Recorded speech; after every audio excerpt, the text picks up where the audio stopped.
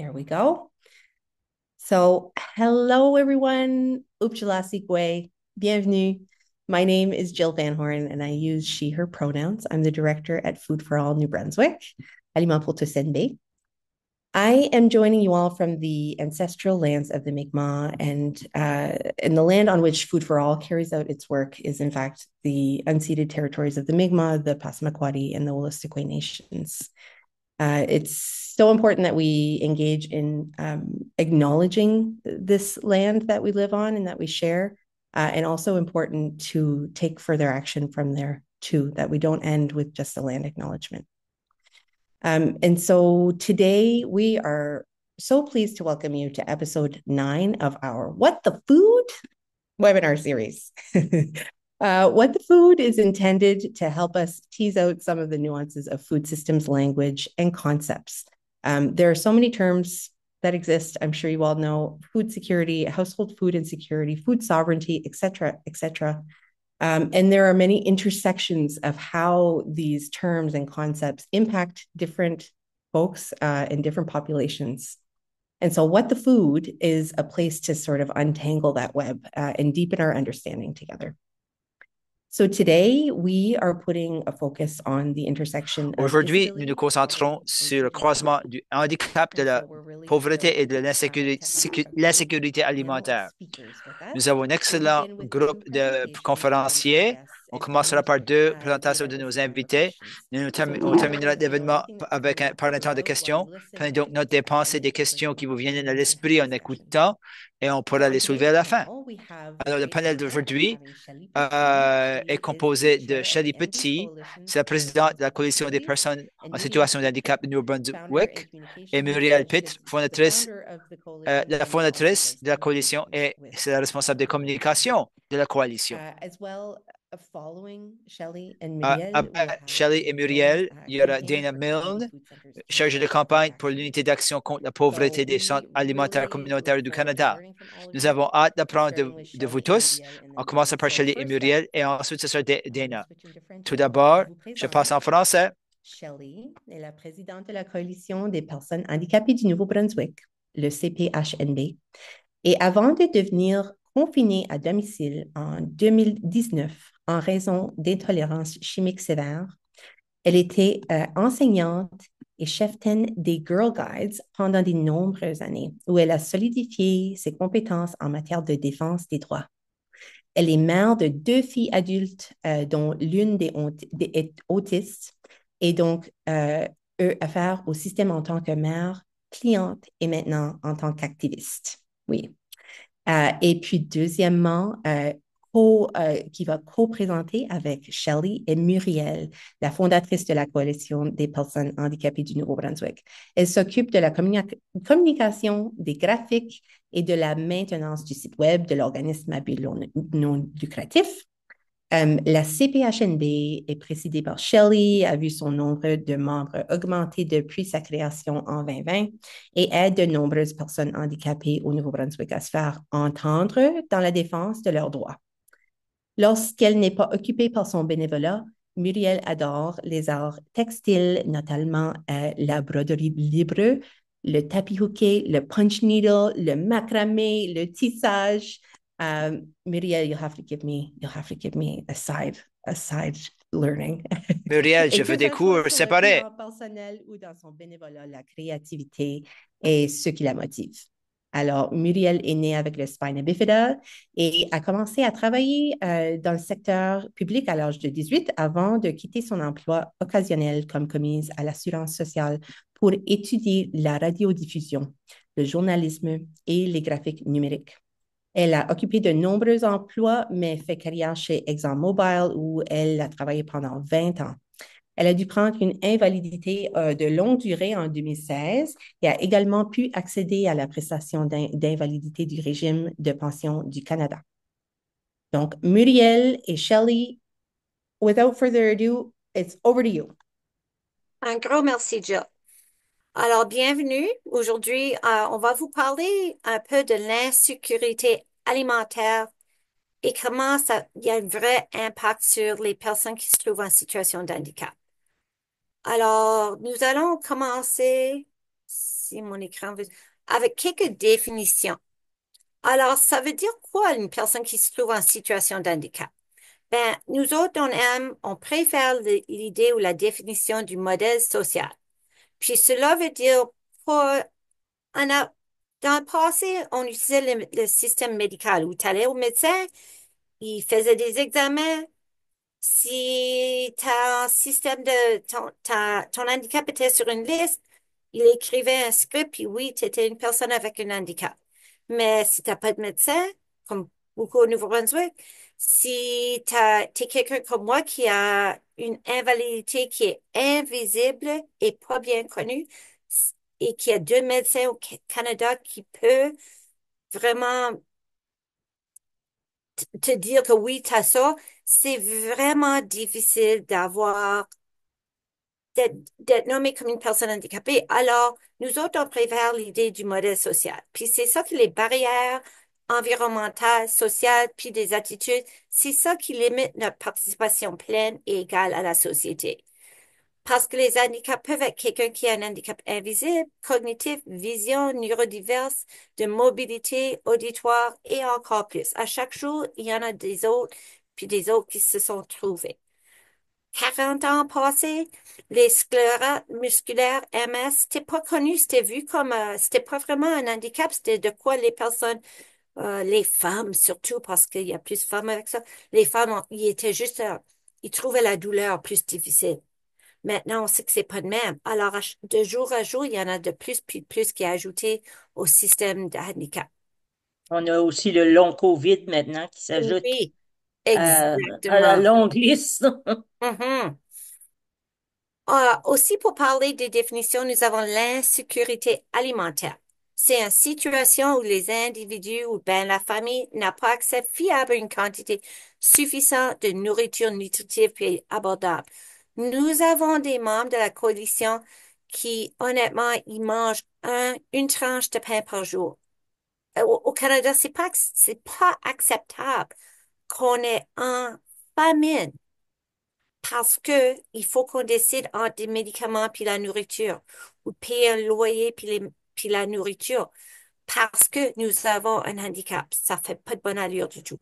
Puis en bas, nous avons un de nos membres, Caitlin Massey, puis elle a dit, si vous souffrez de douleurs chroniques et d'inflammation, il est prouvé que le mieux que vous mangez, le mieux que vous allez sentir. Ça, c'est pas une grande surprise pour le monde, je pense. C'est pas du macaroni au fromage Ben, c'est ça. qui va aider. Hmm. Alors, Mhm. on sait que si on peut bien manger, mieux manger, on sera en meilleure santé.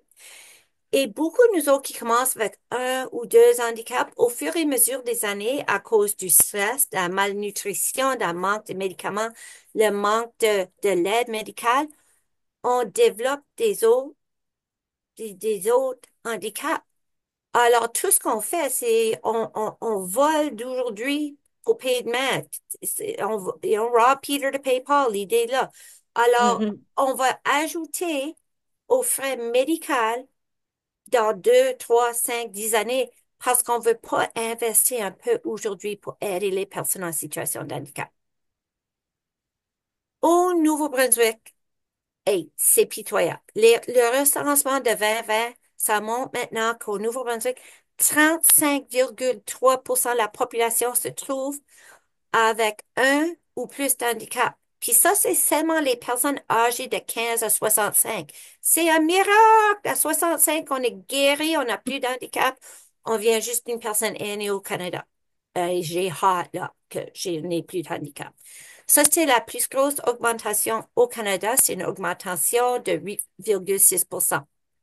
Et ça n'inclut pas le 21,9% des personnes âgées qui, avec du temps, souvent vont subir les mêmes types d'handicap. Ils ont des misères à marcher peut-être.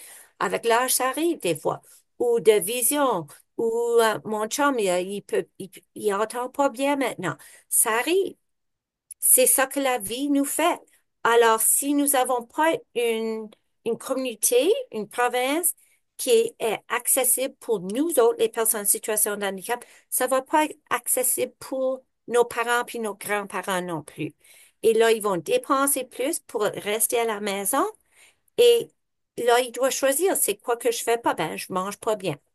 Et c'est un problème. C'est un gros problème. Les taux de prestations au Nouveau-Brunswick sont un autre gros problème. On est en première place de nouveau pour les pires taux de prestations. Bravo! Wouhou! Peux-tu croire et dire, hey, t'as rien fait de mal dans ta vie, mais t'as un handicap. Alors voici 918 pièces par mois. Bonne chance. Et ça, c'est si t'es chanceux assez d'être une des 30% qui sont approuvés d'être une personne en situation de handicap.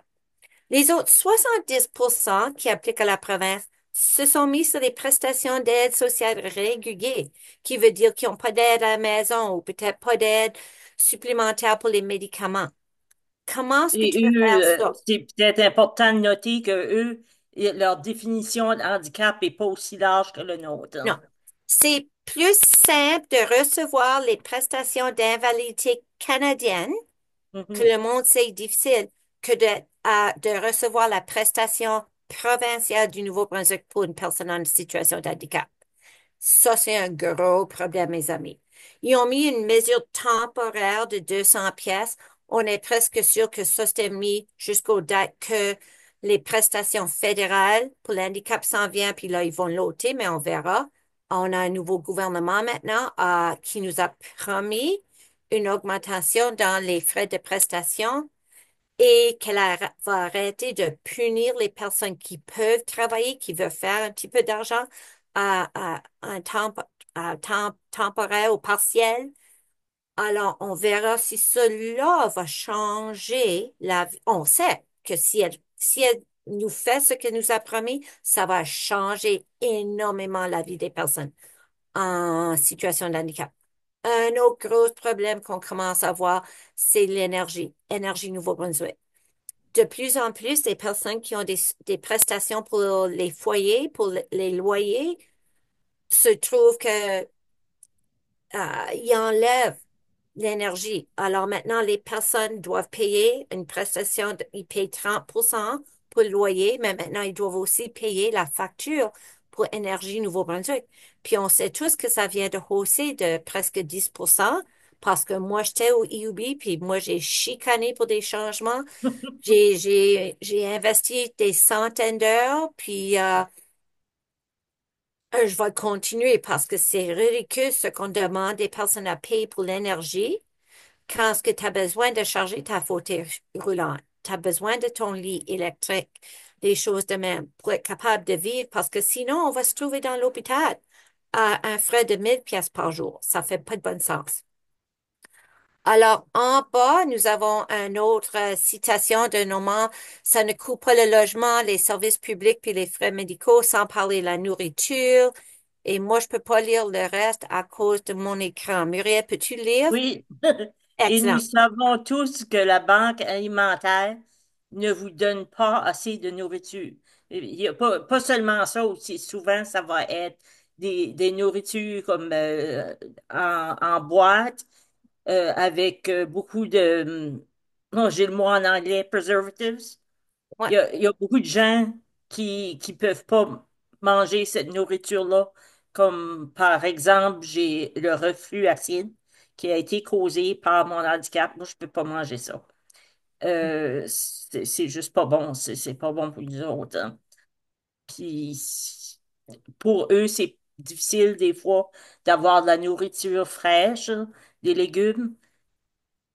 Donc, C'est ça. souvent, c'est ça qu'on peut recevoir dans les banques Ouais. alimentaires. Puis on peut pas Et le manger. quand nous avons passé pour vivre, on n'a pas de choix. Mais ce Mhm. qui est aux banques alimentaires est pas bon pour notre santé non plus. Alors, ça ajoute un autre Non. coût pour les personnes du Nouveau-Brunswick à la fin du jour. Mm. On sait que 27% de la population canadienne vivent avec au moins un handicap. 28% des personnes avec un handicap vivent dans la pauvreté. Ça, c'est plus qu'un quart, là. Voyons. On n'a rien fait de mal. On a un handicap, mais ça nous met directement dans la pauvreté. 73% des personnes qui ont un handicap intellectuel et qui vivent seules vivent dans la pauvreté. Et par ça veut dire que ils vivent souvent plus à la maison. Là, quand on les met, à la part de ça, souvent on les met dans des institutions. Hey, c'est supposé d'être interdit maintenant au Canada, mais ça existe encore, mes amis. Et de dire, ben, s'ils vivent là, ils vivent pas dans la pauvreté. Ça, c'est une décision difficile à dire. Est-ce que je veux vivre avec du capacité ou est-ce que je veux manger? Ça, c'est pas un choix qu'une personne devrait être censée faire dans leur vie. La ligne de pauvreté chez les personnes handicapées est d'approximativement 30% plus haut que la personne sans handicap. Parce que si, disons, tes mains fonctionnent pas bien, tu peux pas couper des légumes puis des fruits, il faut que tu les achètes déjà coupés. C'est plus cher. Si tu ne peux pas conduire ou tu n'as pas accès à un véhicule, il faut que tu fais livrer tes C'est ça, épiceries, puis c'est ça coûte vraiment vraiment cher. beaucoup, beaucoup plus cher, hein. Oui, À chaque livraison d'épicerie, tu vas avoir les frais de livraison et oui, aussi la nourriture comme telle, chaque article, il y a un pourcentage, tu payes le plus, hein. le plus. Donc, j'ai un sac qui m'attend à la porte, là. C'est 100 $ pour un sac d'épicerie. J'ai presque rien là-dedans. Puis c'est la même chose pour les médicaments. Il faut qu'on paye pour que cela est livré souvent. Alors, on paye au-delà. Il faut qu'on utilise plus d'énergie souvent pour nos équipements. On n'a pas le choix. Tu peux pas dire, ben, je vais attendre à minuit pour charger ma chaise parce qu'il n'y a plus de pouvoir là-dedans. Ben non, Muriel elle a besoin que c'est chargé pour Et on l'utiliser dirait toute la que journée. la diète, c'est toujours quelque chose qu'on pense qui est plus, c'est pas une Flexible. option, il faut manger, mais c'est Mhm. là qu'on peut couper. On peut pas couper dans l'électricité. Si on paye pas d'électricité, ils vont Coupé. couper l'électricité. On peut pas couper dans le loyer, mais la nourriture, c'est quelque chose qu'on contrôle plus. Donc, on se trouve c'est la diète qui va en souffrir, hein. Mhm. Puis, il faut pas oublier que les banques alimentaires étaient créées pendant les années 90 comme une solution temporaire. Temporaire. Alors, pourquoi est-ce qu'ils sont encore en vigueur? C'est pas temporaire, ça, 50, 40 ans plus tard. Ah, Muriel, peux-tu lire la citation là? Oui, à travers le Canada, près de 6 millions de personnes luttent pour accéder à une quantité suffisante de nourriture et 50% de celles qui vivent dans l'insécurité alimentaire ont un handicap. Alors, encore, c'est que 50% de ceux en l'insécurité alimentaire ont un handicap. Tout ce qu'on fait, c'est on met des frais supplémentaires sur le système médical à chaque jour qu'on n'est pas en train de bien nourrir nous autres. Alors, il faut commencer à penser maintenant. Voici deux citations de nos membres. Un qui est anonyme, ça dit, je retire souvent de l'argent pour l'épicerie sur des budgets réservés à d'autres nécessités, comme l'argent pour la lessive, l'argent pour la réparation des fauteuils roulants et même l'argent pour les factures qui me maintiennent connecté à ma communauté afin de me permettre de payer des frais d'épicerie exorbitants, anonymes. Puis, je veux que tout le monde qui n'est pas en situation de handicap sur le Zoom tout de suite pense, je veux que vous pensiez, disons, la troisième semaine de la pandémie. Puis vous étiez en train Mhm. de déchirer tous les cheveux de vos têtes, là, vous pensez que t'es en train Mhm. d'aller folle parce que tu pouvais pas sortir de ta maison, tu n'avais pas de connexion avec d'autres personnes. C'est ça qui nous arrive. Il faut qu'on arrête toutes nos connexions avec le monde parce qu'on peut pas même, on n'a pas même assez d'argent pour sortir pour un café avec un ami parce qu'on n'a pas un pièce pour un café chez le McDonald's. Ça, c'est pas acceptable. Parce que là, la santé mentale des personnes en situation de handicap hausse, puis hausse, puis hausse. Pendant la pandémie, c'était pas trop pire. On était inclus dans beaucoup de choses. Puis 2 semaines après que la pandémie était finie, vous avez tous oublié à propos de nous autres. L'autre Mhm. chose, c'est que de Christelle Robichaud, que je veux que vous connaissiez qu'elle est une athlète reconnue au Canada. Elle a gagné plusieurs médailles au niveau canadien pour les parageux. Puis elle a dit, je peux vous dire que je déteste faire les courses maintenant. J'achète plus de pizzas surgelées et de malbouffe qu'il y a 2 ans parce qu'elle a juste pas les moyens pour vivre. Puis pour un athlète, c'est pas bon, ça. Non, pas du tout. Je Maintenant, laisse Muriel va savoir, vous parler de on, celui-ci. et Vas-y, puis Muriel. Shelley, on est à Oui, mi-chemin. excellent. On a mi-chemin. Muriel, vas-y. OK, j'ai fait un petit peu de recherche sur les banques alimentaires dans ma région. Puis, il y en a beaucoup qui sont dans des vieux édifices comme celui du milieu, par exemple. Là, c'est une église. Je lui ai parlé, puis j'ai dit comme, si j'y vais, puis je suis en chaise roulante, ben, elle dit, ben, OK, quelqu'un peut te pousser à l'intérieur. Il y a un ascenseur.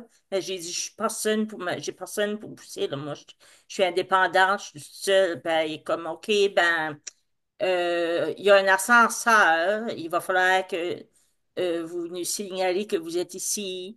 Puis, puis c'est vieux, l'ascenseur, là. Elle s'est sentie obligée de me dire que l'ascenseur était vieille. Donc, elle aurait dû être pas mal vieille. Puis, il y en a d'autres comme Ray of Hope. On peut voir celui-là avec l'édifice rouge.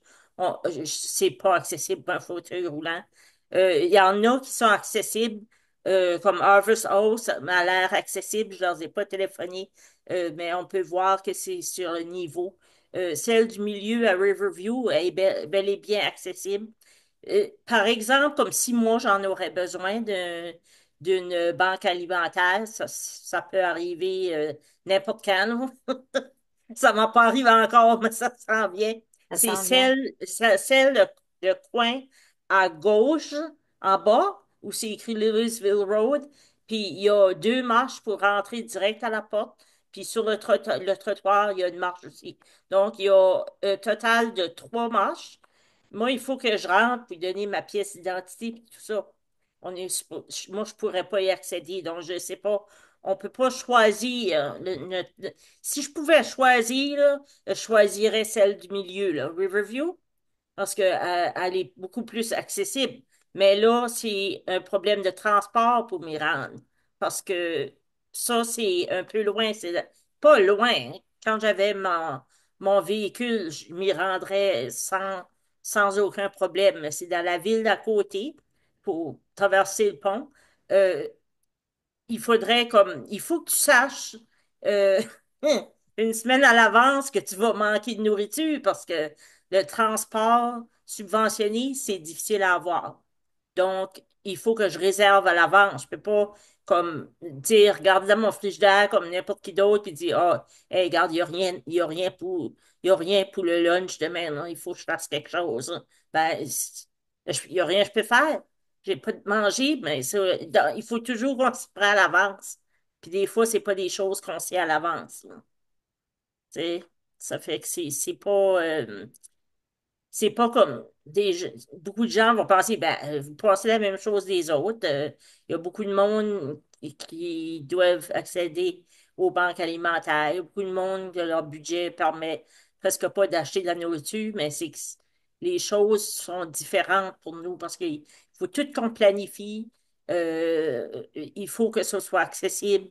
C'est pas aussi facile que les gens pensent. Les gens ont tendance à penser, ah, ils ont tous les services, le gouvernement les aide, mais c'est pas comme que les gens pensent. Non. Puis même, Non. on a un membre elle vit à la région de Moncton, puis son petit gars est dans une fauteuil roulant, puis il a des problèmes pour sortir. Il est censé d'avoir 2 travailleurs, Mhm. puis, mais le gouvernement lui fournit qu'un.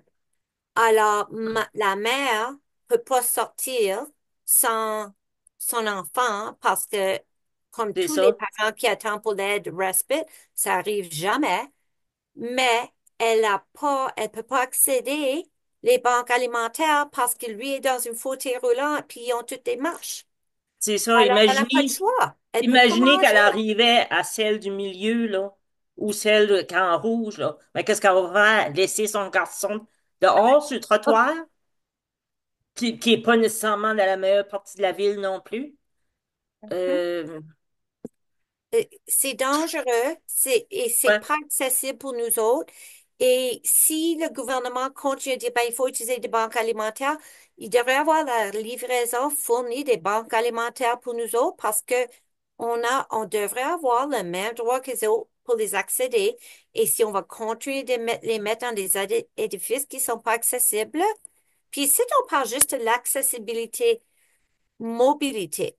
Quand moi j'étais Mhm. à Saint-Jean encore, puis j'attendais pour mes prestations à commencer, j'ai fallu, ben, j'étais censée d'aller aux banques alimentaires, mais je pouvais pas rentrer parce qu'il y avait des produits parfumés à l'intérieur. Puis là, moi, j'aurais été mort sur le plancher, alors ça ferait pas de différence. C'est Mais ça, je même pouvais si pas ça a l'air rentrer, puis ils me laissaient pas comme, les autres rentrer pour moi. comme comme pour moi, je peux regarder Riverview puis il me dit, ah, c'est accessible. Mais Shelley, elle, ça ne dit C'est rien. non. Tout ça, les rampes, l'entrée puis tout ça, ça lui donne rien. Elle ne peut pas voir Ouais. que c'est accessible pour elle.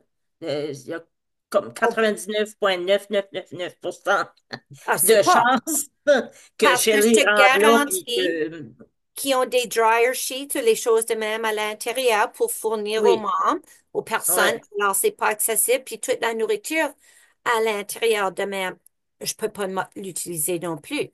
Alors, on parle souvent des accommodations du gouvernement. Pourquoi est-ce qu'il n'y a pas une sorte d'accommodation avec les banques alimentaires qui sont bons pour nous autres? Il y en a d'autres qui pourraient se rendre là facilement puis l'utiliser et c'est bon pour eux. Mais pour ceux et celles qui peuvent pas, ils devraient avoir des solutions parce que là, on Oui. mange pas bien, puis on se rend plus malade. Mm. Alors, pour terminer, on a des quelques petites idées, moi puis Myriam, qu'on a à quoi faire. Alors, si tu es capable de travailler à plein temps sans être puni par le gouvernement, il faut que le gouvernement provincial arrête de prendre nos assurances de médicales parce qu'aussitôt que tu travailles à plein temps, ils coupent vos prestations pour les loyers et médicales. Mais si on n'a pas d'assurance médicale, on ne peut pas travailler. Si on travaille à temps partiel, c'est la même chose. Puis après 500 pièces, ça reprend l'argent, nous autres. On a besoin des prestations qui font du sens du gouvernement ou de l'aide du gouvernement pour qu'on puisse travailler. La majorité des personnes qui peuvent, parce qu'il y en a plusieurs qui peuvent, pas toutes, mais Mhm. beaucoup qui peuvent, on aimerait travailler. C'est pas juste un salaire, c'est la santé mentale.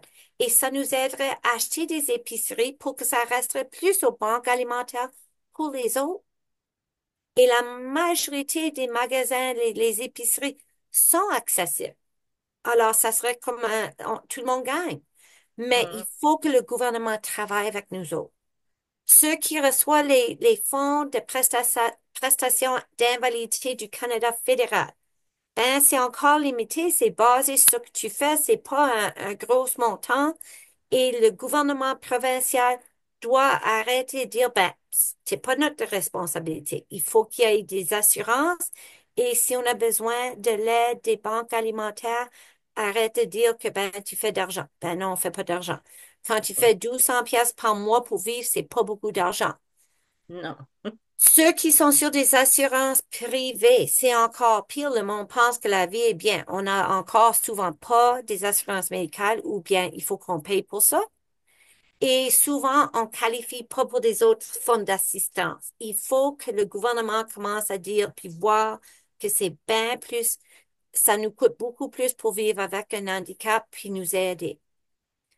Si tu veux avoir accès aux banques alimentaires, il faut qu'ils sont là, qu'ils sont seulement permis dans des édifices qui sont accessibles, qu'il y a des portes automatique, qu'il y a des rampes, puis que la rampe est pas en arrière cachée, que c'est aux portes que tout le monde utilise et qu'il y a accès à des nourritures dont nous avons besoin, surtout si tu es comme quelqu'un qui a du cœliaque ou qui a des problèmes avec du, avec l'estomac ou avec, comme moi, avec mes intestins, c'est tout, ça nous affecte tous, ça. Et Je vois l'aide qu'on a un sociale. commentaire. On a un commentaire. Merci pour le commentaire, Bill. On va en parler Hmm. après dans la section de questions. Oui. Puis, pourquoi est-ce que le monde, le gouvernement continue à dire, ben, va trouver de l'aide chez vos amis puis vos familles? Ils sont pas capables. Et ça devrait pas être toujours sur eux de toujours nous Non. supporter. La vie est difficile présentement pour tous les Canadiens. On sait ça. C'est pas nos parents à payer ça quand t'as 50 ans, tu veux pas dire, Hey, maman, est-ce que je peux avoir 50 pièces pour acheter du pain? Alors, quelques solutions possibles, les finances. Il faut hausser les finances, ce qu'on reçoit. Arrête de nous punir et faites ça plus facile qu'on peut travailler pour ceux et celles qui ont la capacité de travailler. Il faut avoir des meilleures couvertures pour les essentiels, les équipements. Hey, t'aurais aucune idée comment est-ce que tu dois chicaner quand tu as besoin d'une fauteuil roulant ou un lit médical ou Puis pour des moi, fois, c'est c'était les pour... petites choses Mhm. aussi, comme cette semaine, là, il faudrait que j'apporterais mon coussin gonflable, que je m'assis dessus parce que j'ai des problèmes de plaies. Ils appellent ça des plaies de lit. C'est pas de lit, je suis jamais dans le lit. Mais euh, il faut que je la porte, mais j'ai pas le véhicule, donc c'est 75 $ de l'heure pour faire réparer mon coussin. Mais puisque je peux pas y l'apporter, il faut que je paye aussi pour qu'il se déplace pour venir le chercher. Donc, si c'est de l'argent, ça va me coûter peut-être comme 200 $ faire réparer un coussin. Puis ça, c'est pas couvert par mon assurance. Puis le temps que ça prendrait de faire approuver ça par développement social, moi, j'ai pas trop à faire avec le développement social. Ça prendrait trop longtemps. Juste le coussin. Ouais.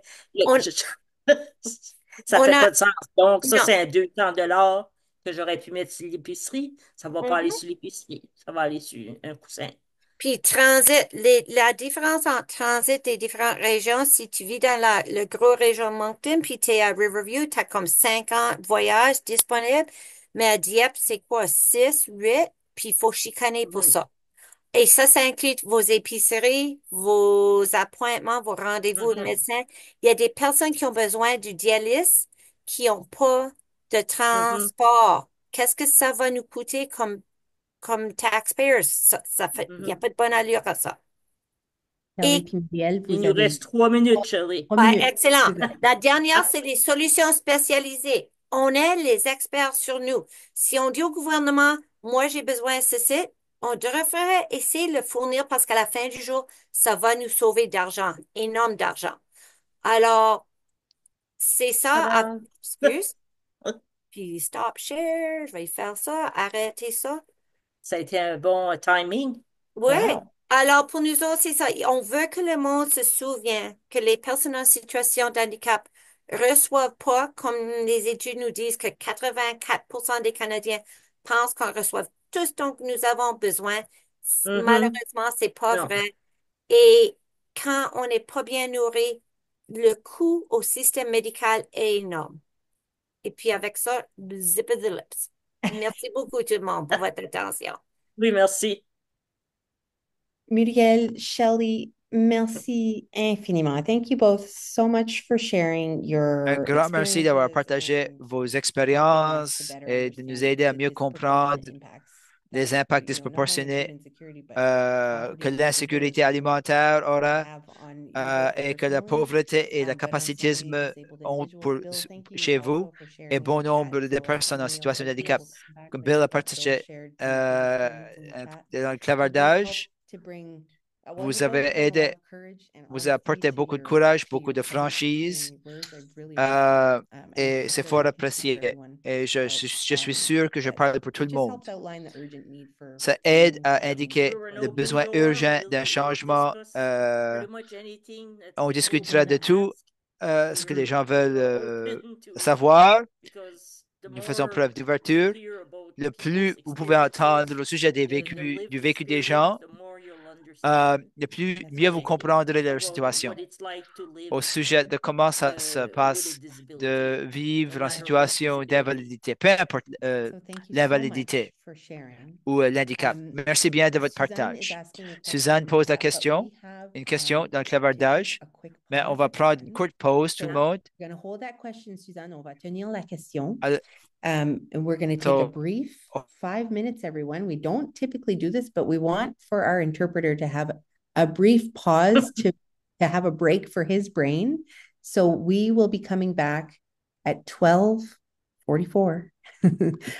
So feel free to take this time to stretch a little in your chairs, move your bodies, turn off your cameras if you need, have a drink, and we'll return in a moment. So we'll pause the recording.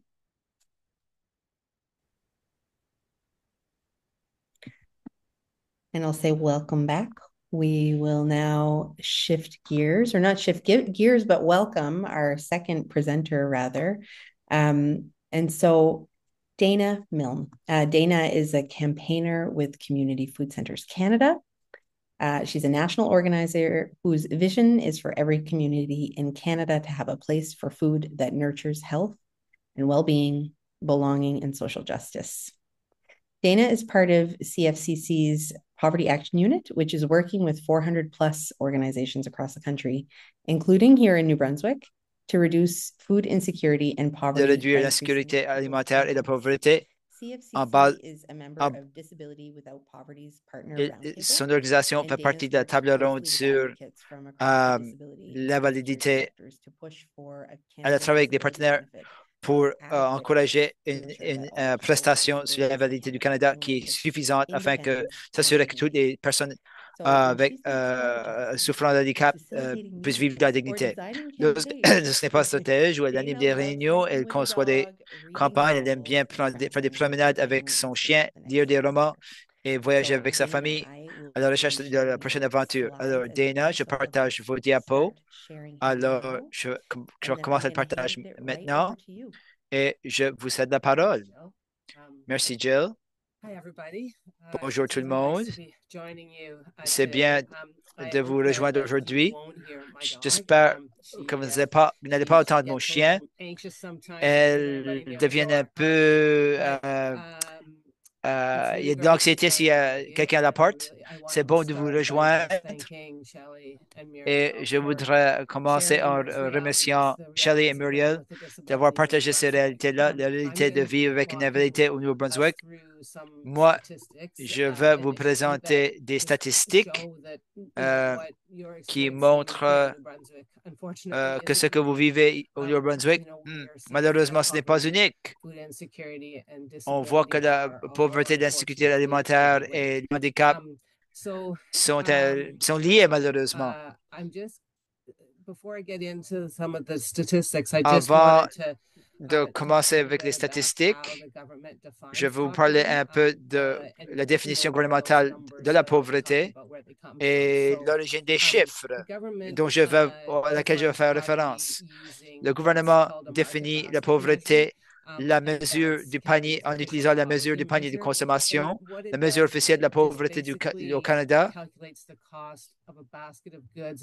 Alors, the government feels represents a basic standard of living, and then they compare those costs with the incomes of individuals and of families to decide whether somebody falls below or above a poverty line. And there isn't actually one poverty line. It varies depending on where you live across the country because costs vary. Alors, c'est une mesure imparfaite. Alors, sur le plan de la prochaine diapo, Shelley avait parlé un peu de l'insécurité alimentaire. Le gouvernement définit l'insécurité alimentaire comme accès inadéquat ou avec un manque de sécurité à l'alimentation en raison d'un manque de revenus. Which uses a survey. They survey groups of people and decide based on their responses whether they fall into marginal, moderate, or severe forms of food insecurity. So when they talk about marginal food insecurity, they're talking about people who are thinking about and worried about check 1 2 3 check 1 2 3 not having enough money to buy more.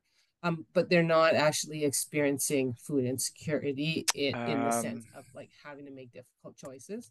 but people who are moderately food insecure are compromising. So they may not buy as much food, or they may buy food that's not as healthy or nutritious because it's more expensive.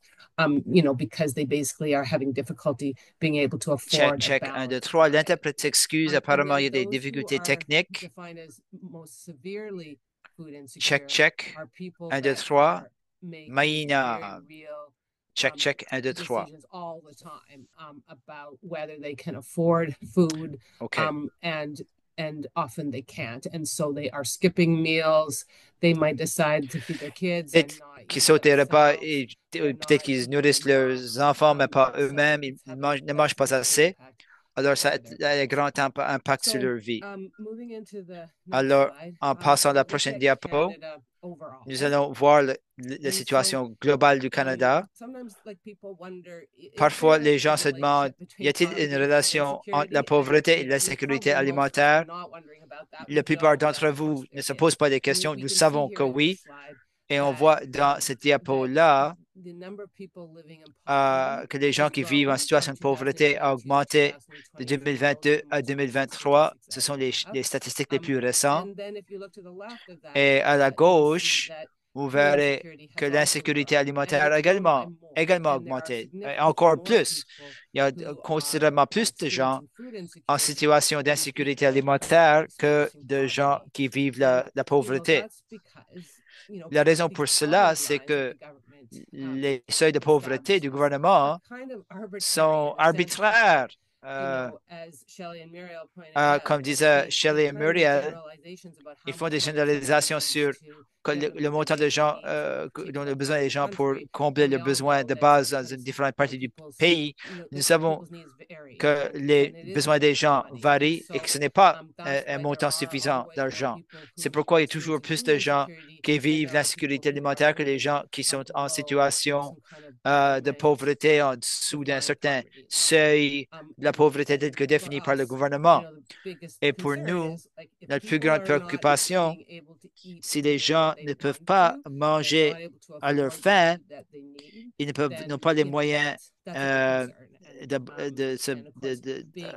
d'acheter de la nourriture. C'est une grande préoccupation. Étant une organisation qui crée de la communauté autour de l'alimentation, le fait que tellement de gens peinent à avoir suffisamment d'alimentation est une énorme préoccupation pour nous. Si on regarde la prochaine diapo, ce sont les taux d'insécurité alimentaire au travers le Canada. Alors, on voit que le Nouveau-Brunswick, je pense que c'est 25,6%. Alors, en fait, c'est le niveau d'insécurité alimentaire le plus bas dans la région atlantique, mais pas de beaucoup. C'est ils sont tous à la mi-vingtaine, ce qui ressemble à la situation dans plusieurs provinces. Au Nunavut, 46% des gens qui vivent au Nunavut connaissent l'insécurité alimentaire. C'est tout à fait préoccupant. Et il y a des situations comme le Yukon et le Québec, là où on retrouve des taux d'insécurité alimentaire plus bas. Il me semble que vous allez découvrir que dans ces provinces-là, ce qui se passe, c'est que les politiques sociales sont plus fortes et les gens ont des revenus plus élevés. Ainsi, ils vivent des taux d'insécurité alimentaire moindres. Mais quand même, cette carte-là du Canada indique de hauts taux d'insécurité alimentaire. Un quart des gens dans toutes ces provinces-là, dans l'ensemble, en tout cas, vivent l'insécurité alimentaire. En tant que pays, ça devrait nous préoccuper énormément. Alors, si on s'approfondit dans les détails, dans les provinces atlantiques, on voit que ce qui se passe ici, à travers la région atlantique, ça ressemble à ce qui se passe dans tout le Canada. On voit des taux de pauvreté qui augmentent à droite du graphique et à gauche, il y a une corrélation en matière d'augmentation dans l'insécurité alimentaire. si on voit comment cela la ventilation de tout cela, on voit des augmentations en insécurité alimentaire, que ce soit modérée, marginale ou grave. Mais ce qui nous préoccupe le plus, c'est chez les gens qui connaissent une insécurité alimentaire grave. Ce sont des gens, bon, comme disait Muriel et Shelley, ils n'ont pas assez à manger. Ils doivent faire de grands choix. Vont-ils manger? Vont-ils acheter des médicaments? Vont-ils réparer leur chaise roulante? Vont-ils payer leur facture d'électricité? Le loyer, cela a un énorme impact sur les vies de plusieurs personnes. La situation s'empire plutôt que de s'améliorer. Alors, ensuite, on rentre dans le détail pour Nouveau-Brunswick. Encore une fois, ça ressemble drôlement. Les taux de pauvreté augmentent, l'insécurité alimentaire augmente aussi, et les taux d'insécurité alimentaire sont beaucoup plus élevés que les taux de pauvreté. Lorsqu'on voit qui vit l'insécurité alimentaire marginale, modérée et grave, on voit au Nouveau-Brunswick qu'il y a une chute chez les gens qui vivent l'insécurité alimentaire marginale. Bien sûr, on va être optimiste et dire, bon, on espère que c'est parce que certaines de ces personnes-là connaissent la sécurité alimentaire marginale, alors il y a eu une amélioration. Mais si on regarde le tableau, on voit que les gens qui connaissent l'insécurité alimentaire grave augmentent à un taux plus élevé que ceux-là qui vivent une insécurité marginale ou modérée. Et cela implique que, alors que les gens ont connu la pandémie et la montée du coût de la vie et des loyers, notamment, que davantage de gens connaissent l'insécurité alimentaire grave, ce qui nous préoccupe. Alors, on passe à la prochaine diapo. Alors, voici la réalité.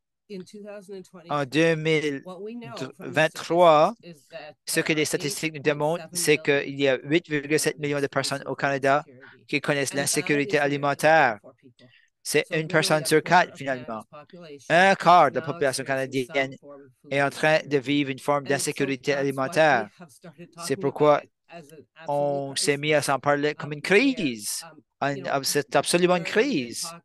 Muriel, vous avez parlé du simple de chercher à accéder à une banque alimentaire inaccessible. On ne peut pas monter les escaliers.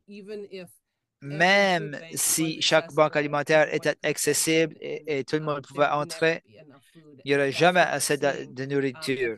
C'est ce qu'on voit chez Centre d'alimentation communautaire au Canada. On l'entend régulièrement. Il n'y a pas assez d'aliments. Les organisations font de ces choix très difficiles. À qui doit-on donner de l'argent? Et combien souvent? Quel type de nourriture? Le coût de la nourriture augmente. Alors, c'est une crise et c'est un défi. À travers le Canada, les gens vivent cette crise. Il y a certains groupes connaissent la crise de façon plus intensive que d'autres. Ainsi, ce graphique-là montre tous ces groupes-là. Je vous signalerai qu'en bas du tableau, au milieu, on voit que 30% des familles où le principal gagne-pain souffre d'un handicap connaissent l'insécurité alimentaire, 38%. Là, on voit que le taux d'insécurité alimentaire et de pauvreté et de handicap vont mettre la main. Si on veut rentrer davantage dans le détail, on voit ici que lorsqu'on compare les personnes en situation de handicap à ceux qui ne sont pas en situation de handicap, on voit que 12% des gens en situation de handicap au-delà de 15 ans vivent la pauvreté comparé à 7% qui vivent la pauvreté. Mais qui ne sont pas en situation de handicap. Semblablement, dans des foyers où le principal gagne-pain souffre d'une invalidité ou d'un handicap, 30% de ces foyers-là vivent l'insécurité alimentaire comparée à 18%. C'est sûr, il y a certainement des liens entre l'insécurité alimentaire et la pauvreté et le simple fait d'avoir d'être en situation de handicap. On voit que également chez les gens en situation de handicap, ils ne vivent pas l'insécurité alimentaire de la même façon. Alors, si vous regardez à la gravité du handicap, ce qu'on voit très clairement, c'est qu'au fur et à mesure que la gravité de handicap augmente, plus ils sont susceptibles de vivre l'insécurité alimentaire. À droite du tableau, on voit que quelqu'un qui a un handicap qui n'est pas particulièrement grave, 20% des personnes avec handicap qui ne sont pas graves vivent l'insécurité alimentaire comparé à 38% des gens qui ont des handicaps graves, très graves. Pourquoi pense-t-on que c'est ainsi? Pourquoi est-ce que c'est important? Pourquoi est-ce que le type de handicap est important? Je n'ai pas les statistiques à l'appui, mais je pense que nous savons, en fonction des commentaires de gens comme Muriel et Shelley, plus le handicap est grave, plus c'est difficile d'obtenir du travail ou de continuer de travailler. Il me semble qu'on peut présumer que les gens avec des handicaps moins graves sont probablement plus susceptibles de travailler et ainsi moins susceptibles de vivre l'insécurité alimentaire. C'est lorsque les gens avec des invalidités ne peuvent pas travailler et doivent dépendre des prestations fédérales et provinciales, lorsqu'on doit dépendre de ces soutiens-là et que ces soutiens-là ne nous remontrent pas au-delà du seuil de la pauvreté, c'est là où on voit les incidences accrues en matière d'insécurité alimentaire. Dana, nous savons que vous êtes à mi-chemin. Alors, en regardant cette dernière diapo, on voit que vous serez nullement surpris d'apprendre que les gens en situation de handicap qui ont les plus hauts revenus, c'est une surprise, hein? Ils connaissent les plus faibles taux d'insécurité alimentaire. Si vous êtes une personne en situation de handicap qui dépend de prestations fédérales et provinciales ou que vous ne pouvez pas y accéder en raison des défis de postuler et d'avoir tous les formulaires médicaux, ainsi vous vivez sur le bien-être social, vous avez peu de contrôle sur votre revenu. Et ainsi, si le revenu n'est pas suffisant, Michel et Muriel nous l'ont fait savoir, vous allez vivre l'insécurité alimentaire. C'est pourquoi une personne avec une invalidité, avec un haut niveau de revenu, uniquement 12% de ces personnes-là sont susceptibles de vivre l'insécurité alimentaire. Ceux qui ont avec le plus faible revenu, quelqu'un qui ne peut pas travailler, 49% de ces gens-là vivent l'insécurité alimentaire. Et la moitié finalement. Alors, si on passe à la prochaine diapo, c'est là où je veux passer des statistiques à autre chose. On peut dire généralement que la situation est claire. C'est pourquoi nous avons créé notre unité d'action contre la pauvreté. C'est ça mon équipe. Nous l'avons créé parce que nous voulions tirer la sonnette d'alarme sur la crise en matière d'insécurité alimentaire dans le Canada et on voulait refuter les idées comme quoi où tout le monde doit se mettre à travailler, avoir un emploi. De retourner au marché d'emploi, c'est la réponse pour réduire la pauvreté et pour réduire l'insécurité alimentaire. Nous savons que ce n'est pas toute l'histoire, ce n'est pas la seule histoire. So, I think it's really important that we Alors, start to change the narrative.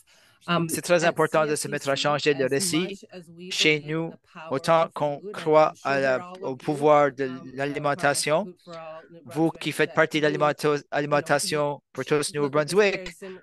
vous We do avez le believe même point de vue, il me semble. On croit que l'alimentation est puissante, mais ce n'est pas la réponse à l'insécurité alimentaire. Augmenter les revenus, c'est la mesure la plus efficace pour réduire la pauvreté et afin de réduire l'insécurité alimentaire. C'est pourquoi nos campagnes, depuis les dernières quelques années, ont tous été au sujet du revenu et pas du tout au sujet de l'alimentation. Alors, il y a quelques années, lorsqu'on a décidé d'être axé sur le revenu, sur le plan de notre travail de défense des droits, on s'est rendu compte que nous, dans notre organisation, en train de parler du revenu ne suffit pas. Nous ne sommes qu'une organisation et même si s'en rend à la colline parlementaire et on parle aux politiciens, vous êtes qui? Vous êtes une organisation. Nous savons que notre force, c'est le réseau d'organisations qui nous combine, auquel on fait tous partie. Nous avons créé un réseau de près de 400 organisations à travers le Canada.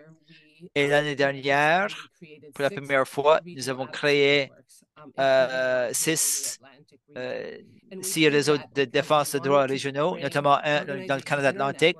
On voulait rassembler nos organisations afin de parler de comment faire la défense des droits ensemble. Qu'est-ce qu'on peut faire afin d'améliorer les revenus de tous les gens à travers le Canada et réduire l'insécurité alimentaire? Nous ne pouvons pas le faire dans nos banques alimentaires et nos programmes alimentaires communautaires individuels. Alors, nous avons créé les réseaux régionaux et c'est par l'entremise de ces réseaux-là que nous avons lancé ce projet. Il s'agit d'élaborer un mouvement. C'est très ambitieux. Ça ne se fait pas dans quelques mois. Mais ce qu'on cherche à faire, c'est d'élaborer une certaine capacité à travers le réseau, collaborer ensemble afin de plaider pour réduire la pauvreté et l'insécurité alimentaire de façon collective ensemble. Nous cherchons à augmenter les revenus à court terme. Il s'agit d'une crise. Les gens connaissent énormément d'insécurité alimentaire. Ça a un énorme impact sur la vie des gens. Nous ne voulons pas préconiser des solutions qui vont prendre des décennies. Nous voulons axer nos efforts sur des idées, des politiques qui peuvent augmenter les revenus à court terme. Et nous sommes axés d'abord sur les adultes qui participent au marché du travail. C'est vrai que les personnes âgées et les enfants connaissent l'insécurité alimentaire, mais les adultes entre 18 et 64, dans l'ensemble, les gens s'attendent à ce qu'ils travaillent. Ce n'est pas mais ça ne correspond pas à la réalité. On veut remettre cela en cause et remettre en cause la stigmatisation et les stéréotypes qui existent pour les gens qui ont ces âges-là, dans ce créneau d'âge-là. Et ce sont les gens qui sont les moins susceptibles de bénéficier de soutien du gouvernement. Lorsque les soutiens existent, comme Muriel Echeli disait, le montant est très bas. On commence par ça et on veut des soutiens au revenu fédéral à la longue. Il y a 2 ans, lorsqu'on a fait la transition pour mettre l'emphase sur le revenu, on a décidé de se joindre à la campagne de handicap sans pauvreté. C'est cette première campagne. Pourquoi vous choisissez cette campagne-là? La prestation d'invalidité du Canada, je ne sais pas si vous la connaissez, mais c'est une prestation qui offre un revenu mensuel, un montant mensuel, précisément pour les gens en situation de handicap à travers le Canada. Et on l'a décrit comme étant semblable au revenu minimal de base des personnes âgées. Ça, c'est vraiment passionnant. C'est l'une des raisons que je pense à la prestation d'invalidité du Canada comme une prestation unique, c'est ponctuel, c'est uniquement pour les personnes en situation de handicap. C'est très rare au niveau fédéral. Les autres types de soutien à l'invalidité qui existent au niveau fédéral sont surtout liés à l'emploi. Alors, si les gens travaillent, ils sont admissibles, mais sinon, ils ne reçoivent pas les avantages. S'il y a des avantages, des prestations qui ne sont pas liées à l'emploi, ils sont très bas. C'est une reconnaissance pour la première fois que les gens en situation de handicap méritent un niveau de revenu qui fait qu'ils ne soient plus dans une situation de pauvreté. Lorsqu'on a premièrement annoncé la prestation, tout le monde était encouragé que ce sera une prestation en soi, que ce soit adéquat. L'objectif du gouvernement en créant la prestation de handicap du Canada indique qu'on veut faire que les personnes en situation de handicap ne soient plus en situation de pauvreté. Ça fut l'un des objectifs dans la loi. Le gouvernement a également émis des commentaires comme quoi, et ça à plusieurs reprises, que la prestation d'invalidité du Canada devrait être en plus de toute prestation provinciale, fédérale ou territoriale, les soutiens aux revenus que reçoivent les gens en situation de handicap. Si on les combine au niveau provincial, les prestations fédérales, la prestation d'invalidité du Canada, on espère que cela fera que bon nombre de gens en situation d'invalidité surmontent le seuil de la pauvreté. C'est ce qui en fait une prestation d'une fois par génération. C'est ce qui fait que ce soit tellement important. Alors, si on regarde la prochaine diapo, si c'était une prestation tellement géniale, pourquoi nous faut-il une campagne? Bon, c'est parce que, bien sûr, ce que l'on promet et ce que l'on nous livre, c'est pas la même chose. D'habitude, non, en fait. Alors, c'est pareil pour la prestation sur l'invalidité du Canada. Lorsque le gouvernement a promis cette prestation-là, il y a 4 ans, il y a un groupe de personnes en situation de handicap qui s'est rassemblé. Ils se sont dit, bon, on veut que cette prestation-là existe, on veut s'assurer que c'est suffisant pour faire que les gens ne soient plus sous le seuil de la pauvreté. Alors, ils ont créé le handicap sans pauvreté. Ils voulaient obtenir cette prestation-là et d'inclure les gens en situation de handicap dans la conception de la prestation et s'assurer que ce soit déployé aussi rapidement que possible et non pas des décennies. Alors, c'était précisément leur objectif de s'organiser au sujet d'un avantage sur le handicap, d'une prestation sur de l'handicap au niveau canadien. Leur mission était de mobiliser le pouvoir au niveau populaire. Alors, travailler avec les gens en situation de handicap dans les collectivités à travers le Canada afin de préconiser une prestation à laquelle ils pourraient tous croire et travailler avec le gouvernement pour s'assurer que c'est le type d'avantage de prestations en matière de handicap que nous devions recevoir. C'est pourquoi nous participons à cette campagne-là. La vision et la mission étaient identiques à ça. Nous avions un réseau d'organisations à travers le Canada avec qui nous voulions travailler et avec qui nous voulions élaborer notre puissance et nous voulions pouvoir avoir des discussions au sujet avec des députés, des locaux, et afin d'obtenir une meilleure prestation de handicap. Nous savons que si on pouvait fournir davantage d'argent, que cela réduira la sécurité alimentaire. Il vous reste 4 minutes. Alors, prochaine diapo. Alors, finalement, brièvement, il y a beaucoup de soutien de la part du public pour faire que les gens surmontent le seuil de la pauvreté. C'est très important. Il n'y a pas toujours beaucoup de soutien pour les soutiens aux revenus qu'ont promis le gouvernement, mais celui-là est fortement soutenu par le public lorsque la prestation de handicap du Canada a été adoptée.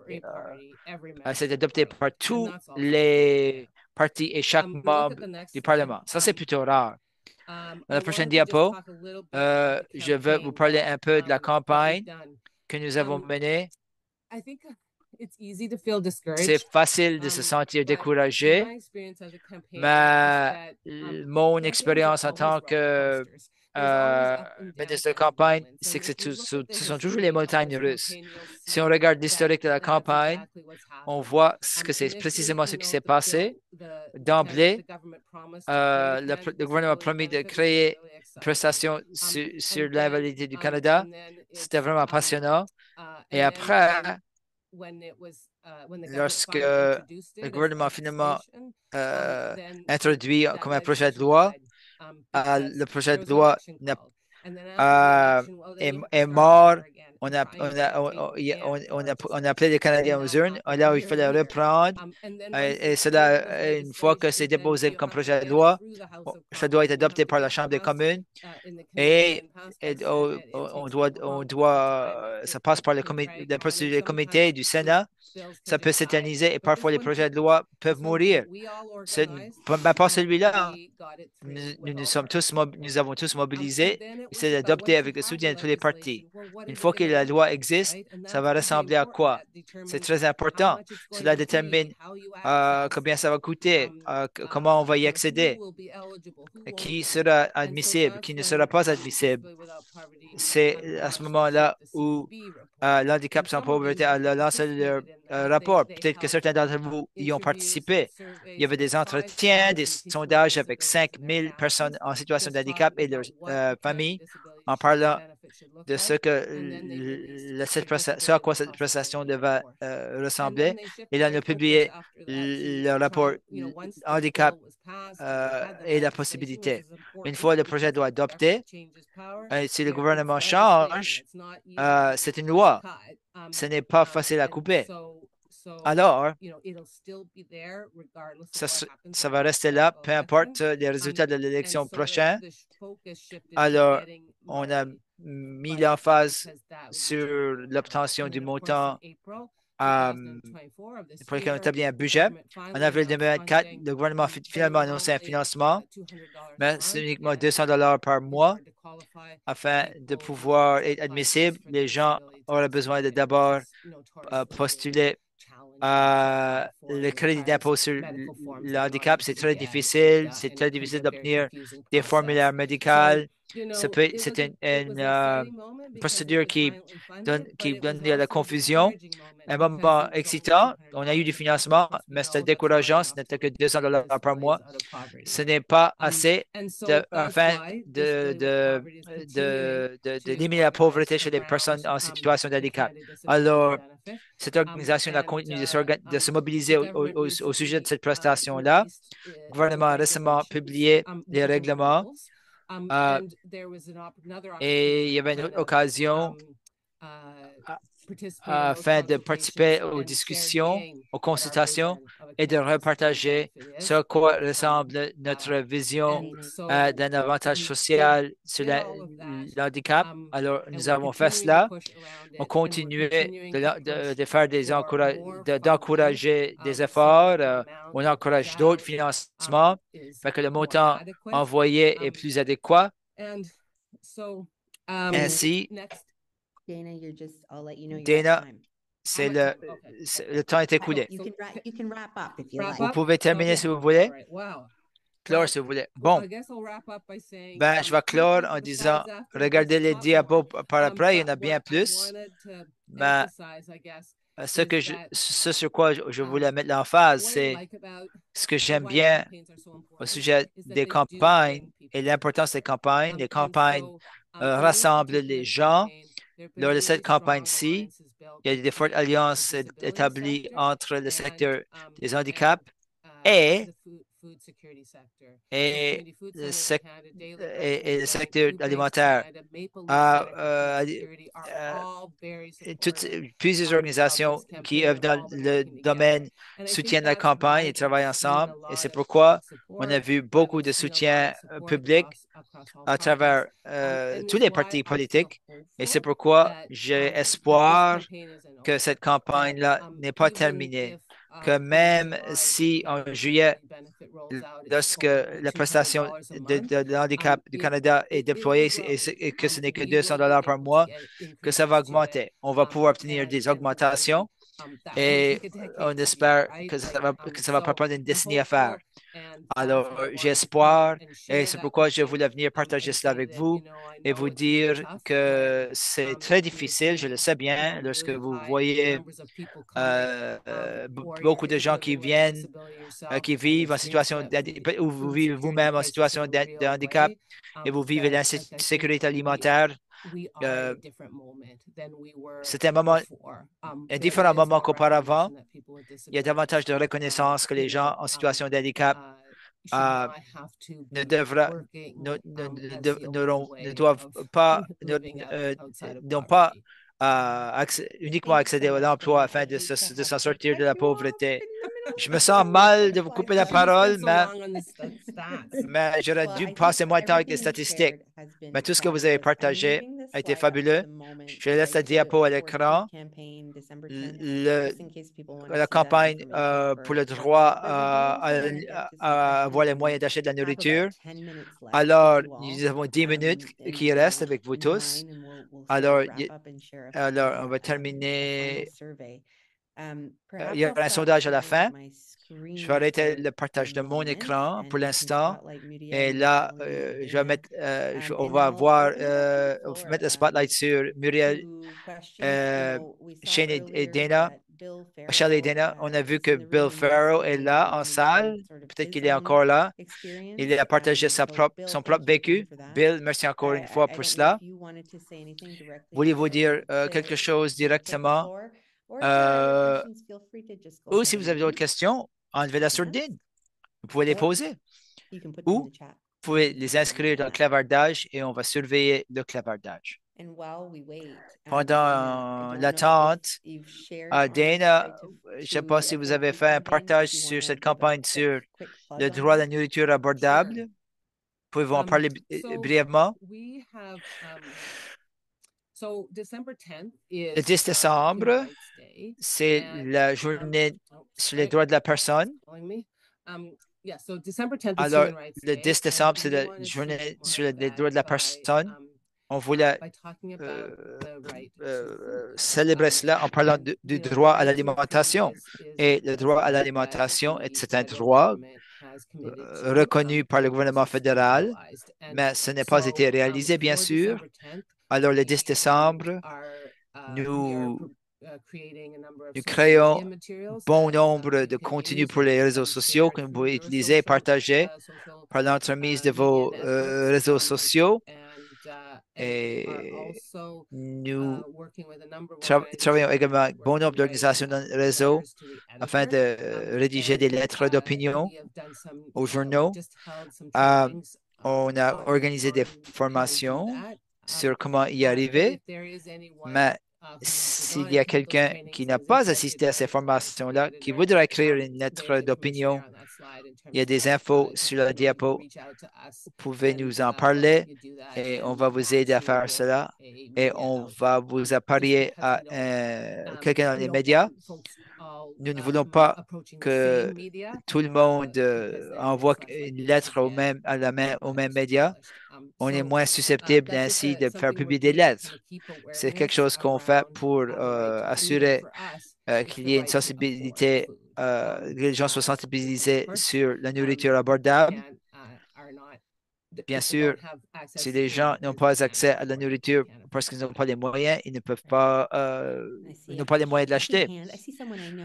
Je vois quelqu'un que je connais. Voulez-vous enlever la sourdine, poser votre question? Merci bien de la présentation, tout le monde. Moi, je suis la directrice générale de l'Union nationale des fermiers au Nouveau-Brunswick. Je souffre également de la maladie de Crohn's. Je conçoit certains du travail que nous faisons chevauchent directement avec vos propos. Mais voici ma question. Que peuvent-ils faire? Qu'est-ce que les fermiers peuvent faire pour aider avec l'insécurité alimentaire et là où il y a croisement avec le handicap? Shelley, quelle belle question. Tout d'abord, je voudrais bien voir que les programmes de ferme à la table soient disponibles. On peut, dans les bibliothèques, on peut recevoir un grand sac réutilisable de fruits et légumes pour 15 $. Mais souvent, on doit se rendre à la bibliothèque. C'est une question de mobilité ou de transport en commun. Ça serait génial s'il y avait une façon. Nous savons si nous avons davantage accès aux légumes et aux fruits frais, les gens sont en meilleure santé. Les gens prennent des médicaments, alors ils développent l'IBSC. Il y a de plus en plus de gens qui prennent des médicaments et ça n'aide pas. Cela donne lieu à une autre réaction aux médicaments et qui fait l'objet d'un traitement. Les aliments frais, l'alimentation saine, c'est la meilleure des choses pour la population. Au moins dans les écoles, nous avons des programmations avec le petit déjeuner et le lunch. J'étais enseignante avant que mon invalidité m'a obligé de ne pas travailler. Le nombre d'élèves qui n'arrivaient pas à concentrer ou apprendre parce qu'ils avaient faim, les difficultés de comportement commencent juste après le dîner. Parce qu'ils ne mangeaient pas ou ils avaient pris la malbouffe parce que c'est tout ce qu'ils pouvaient se payer. Le nouveau gouvernement semble vouloir travailler avec nous. Moi, j'approchais le ministre de Développement, la première ministre. Quel type de travail que pouvons-nous faire ensemble afin de faire que les fruits et légumes soient accessibles? Également dans les foyers pour personnes âgées. Ma mère mange trop d'aliments congelés. C'est ça qui arrive quand les gens ne prennent bien soin de nous. Elle n'avait pas accès à un appartement avec une conception universelle. Elle a cassé de sa hanche et elle était et maintenant, elle s'est cassé la hanche et maintenant, elle est dans un foyer pour personnes âgées à 3 000 $. Nos personnes âgées méritent davantage de respect que cela. Chaque Néo-Brunswickois, tout est conçu à la norme la plus basse, la norme la plus minimale. Désolé, mais nous méritons tous mieux que la norme minimale. Et on peut tous être avantagés, qu'on souffre d'un handicap ou non. Alors, Muriel, pour élaborer là-dessus, vous êtes en chaise roulante et elle est partie à la salle de bain. Si elle revient, je vais intervenir, c'est Bill. I'm in the senior capacity now, and je suis en capacité comme personnage lorsque j'ai eu 65, tout en invalidité a été coupé, a été éliminé, et là j'ai passé à la pension de la vieillesse. C'est un revenu fixe, et la plupart des argents que j'avais pour ma retraite ont été consacrés à payer mes coûts de santé. Du moment où je suis tombé malade jusqu'à l'âge de 65 ans, j'ai dû utiliser l'argent pour ma retraite à l'âge de 55 ans. J'ai connu ça, j'ai travaillé dans ça, j'ai fait du bénévolat dans ça. J'arrive à survivre, mais c'est serré. Et maintenant, je suis en chaise roulante à temps plein. Heureusement, je peux trouver du financement pour cela, mais ce n'est pas facile lorsque on perd notre revenu et on doit défendre nos intérêts à l'âge de 65 ans l'âge de 65 ans pour recevoir des prestations qu'on ne reçoit plus. Merci de votre partage, Bill. Maintenant, c'est Suzanne. Suzanne.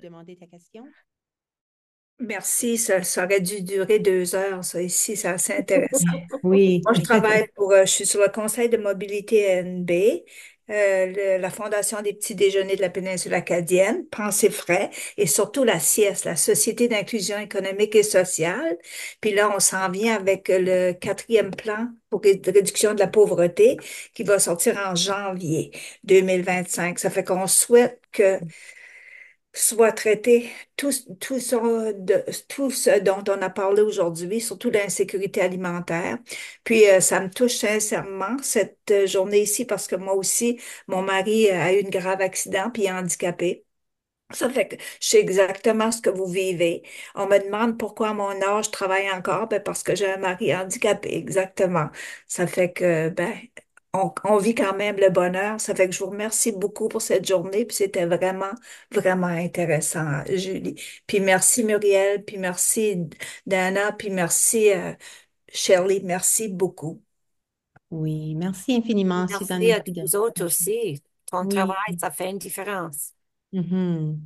And so already, we've gone through all of our time. Can you believe it? Le temps est écoulé. On n'arrive pas à y croire. On aurait dû avoir 2 heures. Vous avez raison. Sur ce, on veut respecter les échéanciers de tout le monde. Je veux dire un grand merci à Shelley, Muriel et Dana et à toutes les personnes ici dans la salle qui sont venues pour en apprendre un peu plus au sujet des croisements en matière d'alimentation. Un grand merci aussi au ministère de la Santé de Nouveau-Brunswick et Medavie et le United de Nouveau-Brunswick central et dans le clavardage. Et André Muse, notre interprète aussi, et l'équipe d'organisation, un grand merci à ceux-là. Dans le clavardage, on va inscrire un court sondage. Merci de vos rétroactions. Ça nous aide à planifier des événements qui sont utiles à tout le monde. On va vous envoyer l'enregistrement et un lien vers le sondage. Shelley, Muriel et Dana nous ont donné de belles ressources. Alors, on va pouvoir les inclure dans le site web de l'alimentation pour tous. Et il y aura un infolettre la semaine prochaine. Si vous ne l'avez pas déjà fait, vous pouvez également voir les autres épisodes de Alimentation Quoi sur notre canal YouTube. C'est le dernier épisode de l'année. On va devoir continuer. C'est trop amusant de dire le titre. Et ça nous offre une belle occasion de s'approfondir sur plusieurs sujets. Alors, un grand merci à tout le monde. Merci d'être là.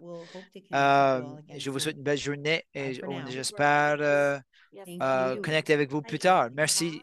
Merci, joyeux Noël. Merci à Merry tous. Christmas. Bonne journée, Merry Christmas. Merci, bye bye. Au revoir tout le monde.